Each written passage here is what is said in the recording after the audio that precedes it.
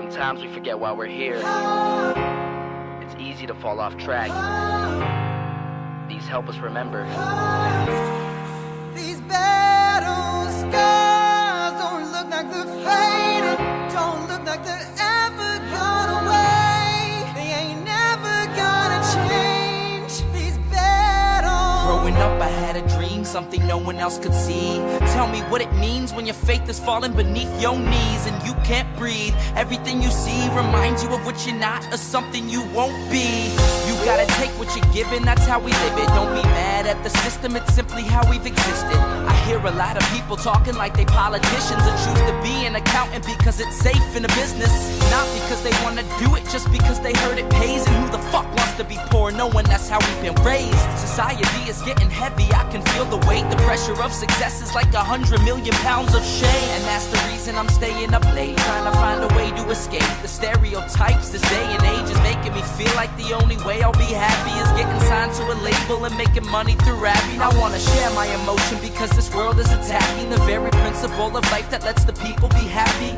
If you don't have a reason to breathe, why even live? These battle scars are impressions of everything that it is. Don't look like they're faded, don't look like they're ever gone away. They ain't never gonna change. These battle scars don't look like they're faded, don't look like they're ever gone away. They ain't never gonna change. These battles. Now, if I had a voice that reached 100 million people, I'd tell them there's a reason that we're all created equal. Cause some decide to be great and some decide a sequel to an average person's life is simply what they want to be. So you make your decision, all I know is what I'm given. Won't define the life I lead or the way I dwell in existence.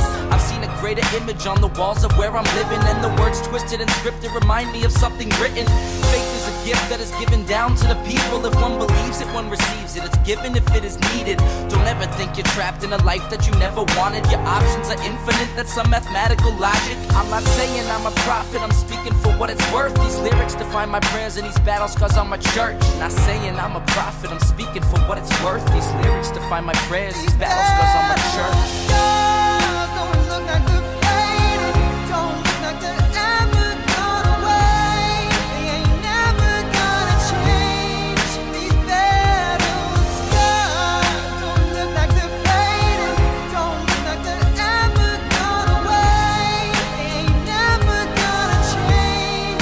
These battles.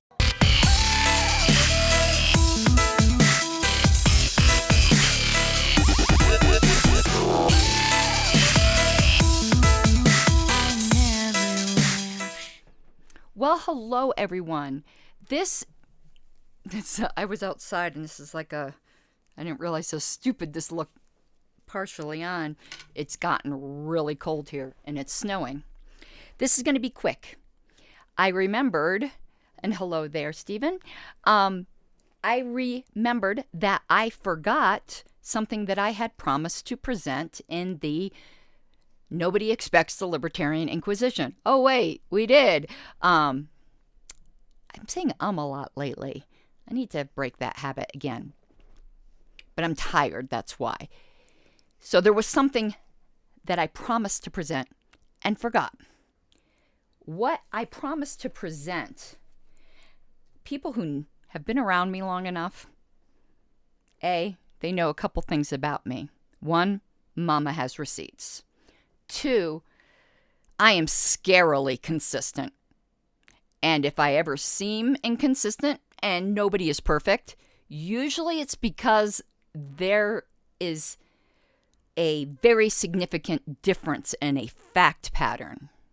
But when it comes to a principle, I am ruthlessly consistent. I'm not saying that's a good or a bad thing. I obviously think it's a good thing. It's me. But I'm not judging other people who are different. As I've said multiple times, I am the hardest of hard deontologists. And that's just a characteristic of people who have, if we even want to call it political determinism in your mindset. And also people who tend to be very religious are also pretty hard deontologists. So, but what I wanted to prove is that if I were you listening to me, I don't think it's unreasonable. In fact, I think you should be thinking this, at least on the surface. Some of these complaints, are they real complaints that she has? Or is she just being motivated by hurt? Because the LNC hurt her. And hurt people hurt people. And that's a very valid concern. So when I was talking about how evil I thought this whole idea of a bylaws advisory committee thing was, I mentioned in a live stream I did on Facebook that this isn't a new issue. The issue of it being proposed templated bylaws might be new. But the principle of the LNC providing a proposed template type thing, and my opinion that it was the LNC salting the soup and providing undue influence, even if they didn't intend to, is not new. I made this same objection on an entirely different issue, but with the same principle. And I wanted to prove it to you. So the backdrop was when I was Region 1 representative and Alicia was putting out the delegation chair manuals. Attached to the manual was a regional agreement. And I objected to this regional agreement being attached because it exerted undue influence, I felt, on the states to use that exact agreement. And that's not what our bylaws require. A regional agreement can contain anything in the world that the region wants. If the region wants the regional representative to show up in a Bozo the Clown outfit, complete with red nose and big floppy shoes every LNC meeting, they can put that in the agreement. So simply providing this template, even if it doesn't say it's required, people tend to bow to what they perceived as the superior knowledge, experience, and wisdom of the LNC. As silly as that seems to us now. And I wasn't in any kind of dispute with the LNC at this point. Okay?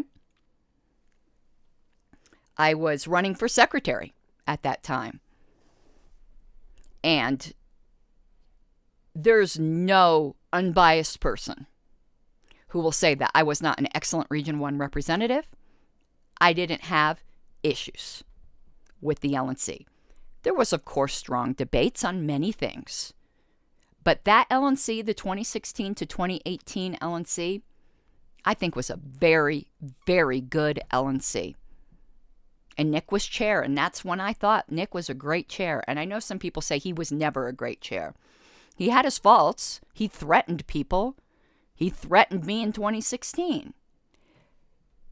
That's not a good thing. But in general, 2016 to 2018 was fantastic. So I want to show you, while I was still Region 1 representative, proof that I complained about a very similar issue and made the exact same arguments I'm making today, without perhaps the malevolence language, because that LNC didn't prove itself to be malevolent the way this one has. So let me pull these up to show you.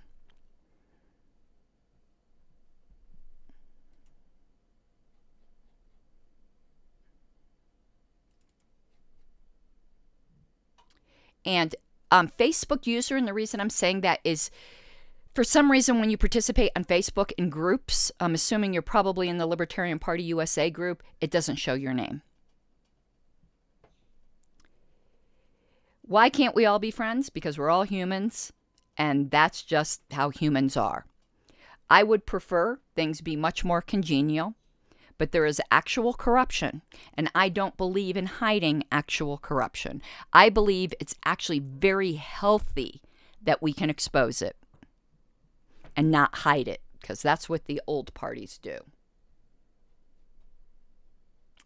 I'm trying to find where I downloaded these. Where did I download these documents? Did I not download them? Not my desktop. Hold on one second.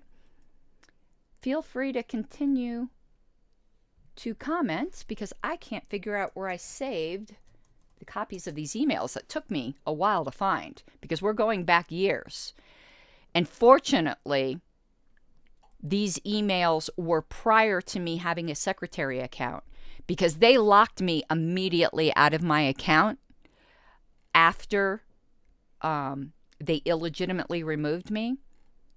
And it's understandable. I mean, I should not be able to email from that account, but they should have had the courtesy to say to me, because I'm involved in other things, such as being the chair of the historical committee. There were folders full of emails for the historical committee on that email account, and I don't have them anymore. You would think they would have had the courtesy to ask me, and I eventually will ask them for it. I'm waiting for emotions to settle down. But they've shown me no courtesy. They've, in fact, tried to actively unperson me. So what I'm saying is, back then, all of our email addresses were forwarders.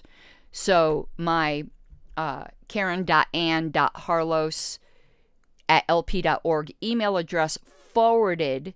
It wasn't an actual email box. It forwarded to my personal email. So I have all these old emails on my personal account. Okay. I believe I downloaded them now. If I can figure out again where. Oh, so what I need to do is look at Show and Finder. Show and Finder. And it's in downloads. And it was there before. Weird. Okay. Well, let me pull these up. And this is going to be a very short show. I just wanted to prove what I was asserting, because what do I say? I think I'm going to make a t-shirt that says this. Mama has receipts. Mama generally always has receipts. There's some things I don't, but I just like saying that. I think I've had more receipts than not. Let's just put it that way. Okay, here's the first email. And let me pull up the second email. Minimize that one, maximize this one, and let me share my screen. Give me 1 second. And please, always, this is an interactive show. I get lonely when there's not a lot of comments. Okay, now let me pull up preview. Okay, here it is. You can see the date of it is February 10th, 2018, and you can tell I didn't sleep then either. It was at 1:14 a.m. And I'm going to read it aloud and make sure you understand the context. It's to the LNC mailing list. I know that the delegation chair manual is to be released later, and I do not have a copy of the 2016 delegate allocations and region formation pamphlet, but there appear to be some difference that I was curious about. Hello, Narcissistic. In the 2016 Delegation Chair Manual, the attached form was included, region formations, but it is not included in this pamphlet. Is it because it is just more relevant to the later manual? Here are the questions I have about the actual, quote-unquote, Libertarian Party Region Formation Agreement from the 2018 document. A copy of that page is also attached. Number 1. Why does this form not say sample or proposed? It gives the impression that this is a required format, and I don't see where we are authorized to do that. The regional states may not know that they can agree to multiple different items such as removal and replacement as per our bylaws, or at least that is my reading. I am open to correction here. I think the way this is presented heavily influences regions to use that specific agreement. And the second paragraph pretty specifically states that this exact agreement has to be signed. Where do we have that authority? 2. In the fourth paragraph, there are specific rules for withdrawing and joining regions after nominations have started, quote unquote, if the national bylaws so permit. But the national bylaws don't get that specific. So do they, quote unquote, allow or not? Why not just say something more general? But what right do we have to such a requirement at all in this agreement? Number 3, Paragraph 3 gives some rules for elections, such as requiring a ballot if it is a contested race. But Convention Rule 8 seems to give a lot more flexibility than that and allows for the possibility of this specific agreement not being signed. So I am beginning talks with states to form a representative region. I would maybe is that I or one? I think it's an I. I would like these issues cleared up, as the current Regional 1 states may wish to draw up their own agreement, and so might others. And also, I am answering questions from members on this, so I'd like some clarity as soon as possible. Okay, so you can see I have a concern that we are unduly influencing the regions. Okay, and then Alicia says, because she was the current secretary, and she explains, well, let me just read it. On page 4 of the delegate allocation document, please note the following paragraph. Some regions opt to use region formation agreements to document mutually agreed upon rules for the region before any future disputes arise. A recommended, notice I said, basic regional agreement is included at the end of this document, though you are not required to use this particular one or any at all. I don't watermark it with draft because some regions just want to print the page as is and use it. If they want to use some, but not all, it's easy to copy-paste the language they want into another document. Spanning pages 3 to 4 of the document, it explains why there is a time period in which reasons may be formed or dissolved, thus the language about if the bylaws permit. Okay, and I say, thank you. Without watermarking it, it might be helpful to insert a cover page before it, clearly identifying it as a proposed sample. But my concern in general remains. As you say, many will just use that form. Should we influence their form and function to that extent? Perhaps a much simpler form, just covering the minimal basics, be suggested with a checklist of items that might want to be considered. So you can see, I had this concern about having these templates unduly influence the party.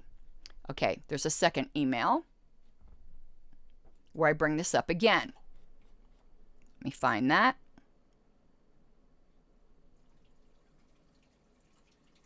Here it is. It's after I'm secretary. And even though this isn't a public email, there's nothing private really about this. This was just party business between Alicia and I. Hi, Alicia. When we last spoke, you needed, and this is October 20th, 2018. At least it wasn't first thing in the morning. You needed to put these meaning state-by-state bylaws in order. You don't need to, that has nothing to do with this. Also, you explained about the delegation's chair manual, though in private, I have to say I have some concerns that because nowhere does it say it was a personal project, and with the sample regional agreement that I objected to last term as undue influence by the National Party on the regions. So you can see that my concern is consistent. We're going back 3 years, and I had the same concern about an entirely different document, that using templated things and not templated things, even just using it, even if you say they don't have to use that, they're going to think we know better. So the point of the show was just to prove to you, because I think you should question whether I am being overly biased. You can see I have been very, very consistent that samples or templates provided by the National Party unduly influence the affiliates outside of our authority. So I hope Mama brought those receipts. I'm going to be eating dinner, but I did want to respond to Facebook users' second comment. And now we know they're from Pennsylvania. I've watched LPPPA, too many P's, grow enormously. By the way, I am a member of the Libertarian Party of Pennsylvania as well. In the past few years, I'm distressed to see such content in our leadership nationally and acutely locally. As far as discontent in our leadership nationally, you can fix that in Reno, and I sure hope you do. Even though I am a member of LPPA, because I'm not a resident of the state, I can't really speak to what's going on locally, and I would defer to other Pennsylvanians to deal with that as to what the exact problems are. But nationally, our LNC is terrible, and you need to elect better people. Fidalgo Files, we saw you sparring with Jackie Perry on Twitter today. I blocked her after I said that. That was just a ridiculous comment that she made, and I just don't know why she has to be so mean and nasty. And with mean and nasty people, I just block them. But I just thought what I said was funny, because Jackie Perry literally cast a spell. I can't remember if she would cast the spell on Delaware. Yeah, it was on Delaware. So, in the past, when she got nasty, somebody had said to her, "You're just mad because someone dropped a house on your sister." And I laughed my booty off with that because I just thought that was funny. And I repeated that line because if you don't want to have people make witch comparisons, then maybe don't cast spells. I don't know, just a suggestion. So that's why I said in response to her completely repugnant comment about me, "You're just big mad because someone dropped a house on your sister." If you don't want people to make witch comparisons, don't be publicly casting spells on people. Otherwise, that's just a target-rich environment. And hello, Mike. I'm about to actually go offline. I had just forgotten to include something in the last episode. And I wanted to put a couple comments on screen because I really appreciate this narcissistic. Liberally blocking people is still the best advice I ever got. I owe you on that one. Yeah. There's some people you're never going to reason with. And you're not only doing yourself a favor by blocking them. I'm saying this, you know this, but I'm saying this for everyone else's benefit. You are also doing them a favor. That way, they won't feel like they have to make nasty comments because you're going to see them because now they know you won't see them. And they can put their time to something more productive. You're really doing everyone a favor. You're doing the party a favor. You're doing yourself a favor. You're doing your critic a favor. Now, productive critics, just blocking them, that's bad. You got to be open to criticism. But when people are just nasty, there's no reason for that. There is no reason for you to have to put up with that. Now, let me qualify that. I do think, for instance, LNC members have to tolerate a lot more than just average members. And on official LNC accounts, you shouldn't be blocking people quite as liberally. But if they're downright abusive, no, you don't have to put up with that. But political criticism is not abuse, LNC. That's a lesson you need to learn. But on your personal accounts, absolutely. It's your life. Your life is your property. You get to decide who comes on your property. And you don't need to let nasty people come on your property. And I wanted to add this. And I super appreciate this as well. I feel like of every libertarian I met, save for maybe Spike, you are the most consistent in looking at all sides of any given issue, honestly. I really appreciate that. I certainly try. And I certainly try to admit any biases I may have up front so that you can evaluate them with all of the facts.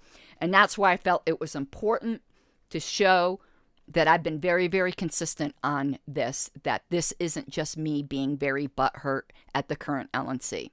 If I was still on this LNC and they never, abused me by, doing everything that we know that they did, I would be saying the exact same things. This is malevolent.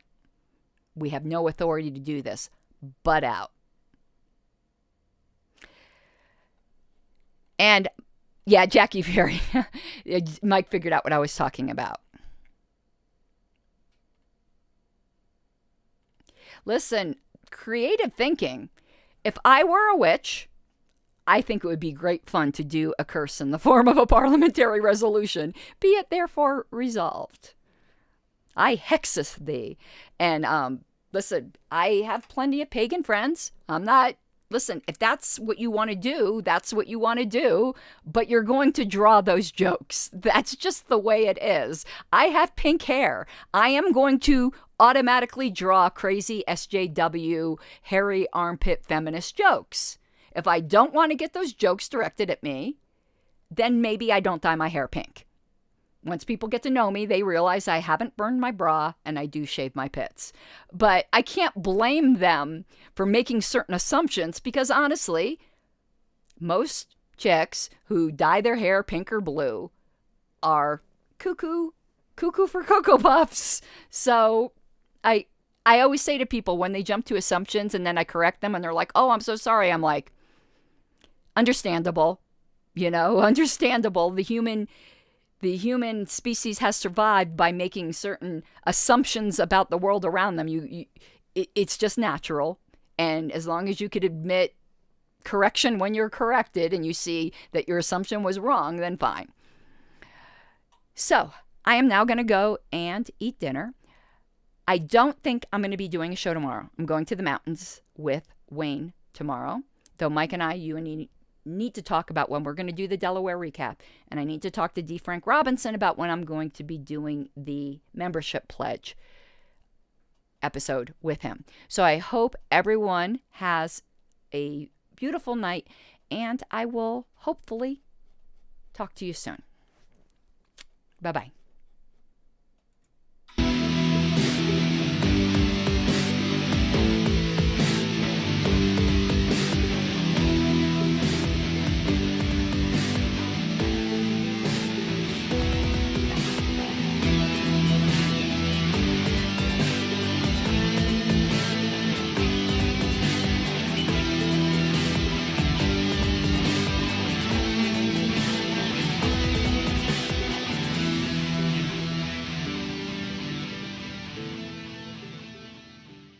Gotta take what you're given, that's how we live it. Don't be mad at the system, it's simply how we've existed. I hear a lot of people talking like they politicians and choose to be an accountant because it's safe in the business.